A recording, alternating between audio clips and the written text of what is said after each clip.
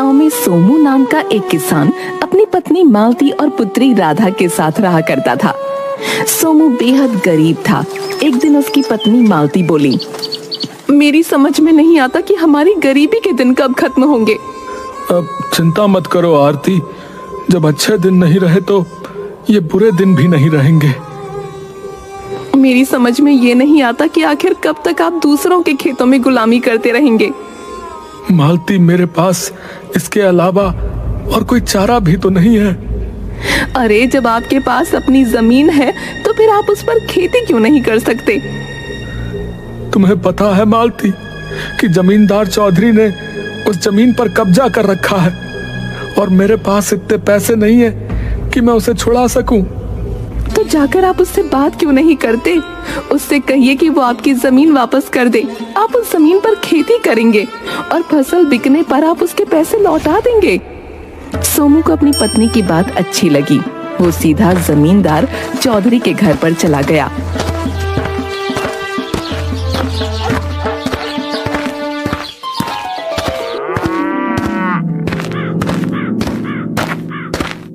क्या बात है सोमू, क्या मेरे पैसों का इंतजाम हो गया है जो तुम मेरे घर पर आ गए?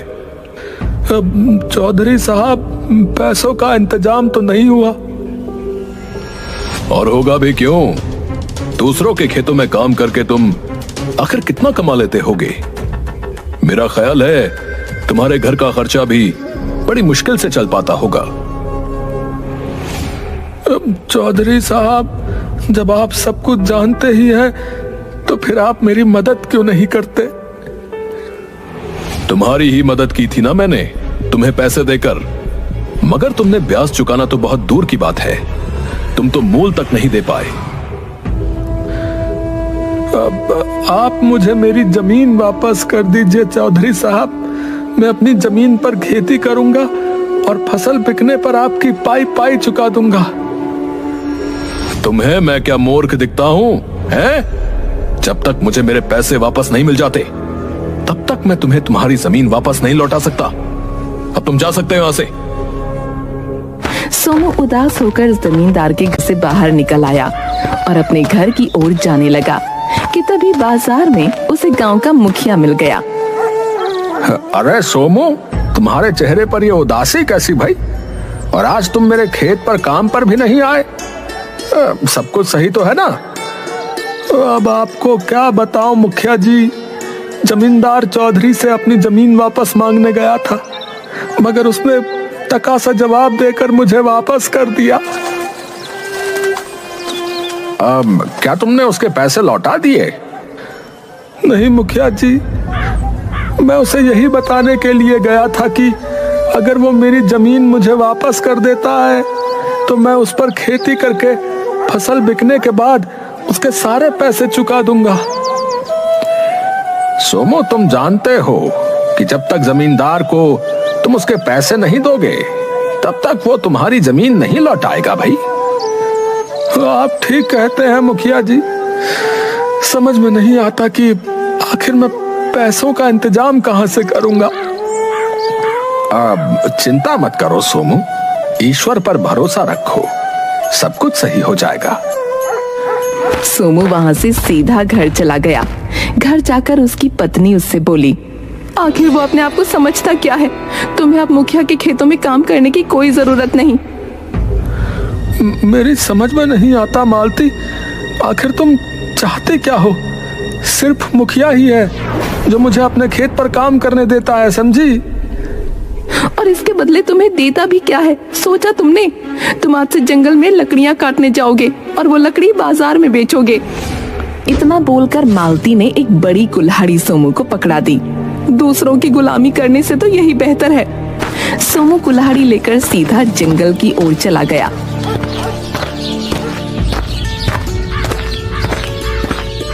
और एक सूखे पेड़ के पास जाकर लकड़ियां काटने लगा कि तभी उसके कानों में एक आवाज टकराई। इतने गुस्से में क्यों लकड़ियां तोड़ रहे हो? क्या पूरा पेड़ उखाड़ने का इरादा है? आवाज सुनकर सोमू पूरी तरह से चौंक गया और इधर उधर देखने लगा। तभी उसके कानों में फिर से आवाज टकराई। अरे इधर उधर क्या देख रहे हो? जरा अपने सामने पेड़ के ऊपर देखो, मैं हूँ। सोमू ने जैसे ही पेड़ के ऊपर देखा तो उसे एक सुंदर रंग बिरंगी बड़ी सी चिड़िया नजर आई। सोमू हैरत से उस चिड़िया की ओर देखकर बोला, तुम तो इंसानी भाषा में बात कर रही हो, ये कैसे संभव हो सकता है? संभव हो सकता है, बिल्कुल संभव हो सकता है, क्योंकि मैं एक जादुई चिड़िया हूँ। मैं इस जंगल में पहले भी आता जाता रहा हूँ, लेकिन मैंने तो इस तरह की जादुई चिड़िया इस जंगल में कभी नहीं देखी।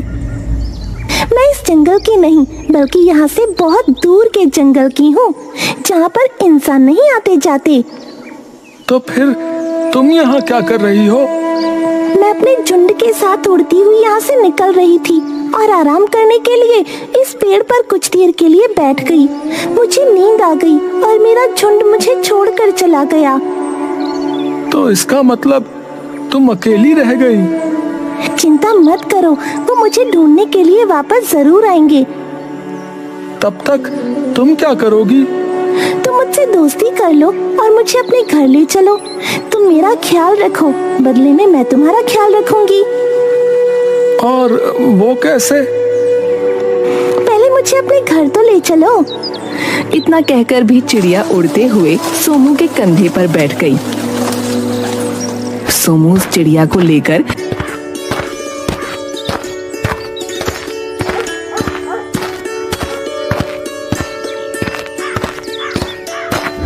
इतनी सुंदर चिड़िया को देखकर सोमू की बेटी राधा चहकते हुए बोली, अरे पिताजी, इतनी सुंदर चिड़िया। ये चिड़िया सुंदर ही नहीं बल्कि जादुई भी है। पता है राधा, ये बोलती भी है। ये कैसी बातें कर रहे हो तुम भला? चिड़िया इंसानी आवाज में कैसे बोल सकती है? तभी वो चिड़िया मालती के सामने बोल पड़ी। क्यों नहीं बोल सकती? जादुई चिड़िया सब कुछ कर सकती है। राधा और मालती बुरी तरह से हैरत में पड़ गईं और उसे गौर से देखने लगीं। मुझे इतने गौर से मत देखो, क्या मुझे नजर लगाने का इरादा है? नहीं नहीं, ऐसी कोई बात नहीं। तुम्हारे चेहरे पर उदासी क्यों है? जब से यहाँ आई हूँ तब से सबके चेहरे पर उदासी ही देख रही हूँ। अब तुम्हें क्या बताऊं जादुई चिड़िया, जो लोग गरीब होते हैं और जिनके पास धन नहीं होता, वो लोग उदास ही होते हैं। तो चिंता क्यों करती हो? तुम्हारी गरीबी दूर करने का हल है मेरे पास। जादुई चिड़िया की बात सुनकर सोमू बुरी तरह से चौंक पड़ा। क्या तुम वास्तव में हमारी गरीबी दूर कर सकती हो? तुमसे कहा तो है, मैं एक जादुई चिड़िया हूँ। तुम हमारी कैसे मदद कर सकती हो? मैं तुम्हें उस जगह का पता बता सकती हूँ जहाँ पर बहुत ढेर सारा धन गड़ा हुआ है। तो फिर देर किस बात की है जादुई चिड़िया, मुझे जल्दी से बताओ। तुम्हारे खेत में जो बहुत पुराना पीपल का पेड़ है, उस पेड़ के नीचे पुराने जमाने का प्राचीन खजाना गड़ा है। तुम रात के समय वहाँ जाकर उसे खोद कर निकाल लेना।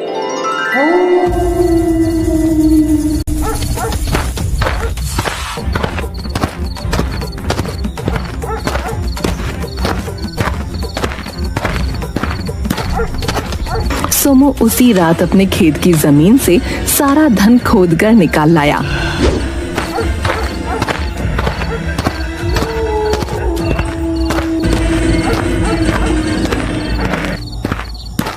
इतना ढेर सारा धन देखकर मालती की आंखों में एक अजीब सी चमक आ गई। इतना सारा धन तो मैंने अपने जीवन में कभी नहीं देखा। अब हमारे दुख के दिन समाप्त हो गए आरती। तभी वो जादुई चिड़िया सोमू के कंधे पर बैठकर बोली, अब तुम इस धन से अपनी गरीबी दूर कर सकते हो। कुछ ही दिनों में सोमू बहुत ज्यादा अमीर हो गया।